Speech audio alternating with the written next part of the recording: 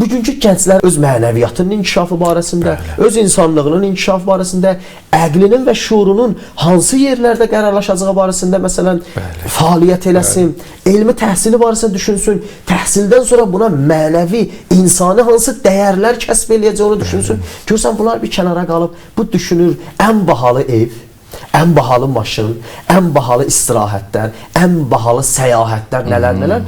Həyatında da gəlir bunu ilə üzləşməyəndə, başlayır həyatından böyük gileygüzarlar. Bir növ həyatdan gileyli. Görürsən, hətta məsələn bu ki, o qədər düşünmüşdü, amma əslində ona o həddi icazə verməmişdi ilahi, bu bəşər o qədər meyl eləsin. Həzrət Peyğəmbər deyir, mənim ümmətimin bədbəxtləri olardı ki, hədsiz uzun arzular eləyərlər.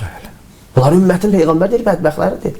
Bu gənc də əvvəldən o qədər düşünməsəydi, indi əlində olanlarına şükür eləyərdi. Əmir Əl-Müminin buyurur, bilirsiniz dünya barəsində niyə lazımsız düşüncələr fikirləşməyin? Bu deyir, bənzir dənizin suyuna, şordur. İçərsən, səni yandırar. Susuzluğun aradan getməz.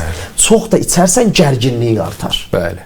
İndi bu insanların bu hadisələrə münasibət çox yaxşı dediniz ki, əslində əvvəldən fikirləri düz formalaşdırmayıblar. Hətta mən əvvəldə dediyim kimi gənclərin dünyadan bizar olub, əyyaşlığa, cəhalətə, belə bizarlığa, son həddə intihara meyl eləmələrinin səbəbi budur ki, o qədər lazımsız düşüncələri zehnində formalaşdırıb ki, gəlib həqiqətdə əlində olan şeyləri görmür.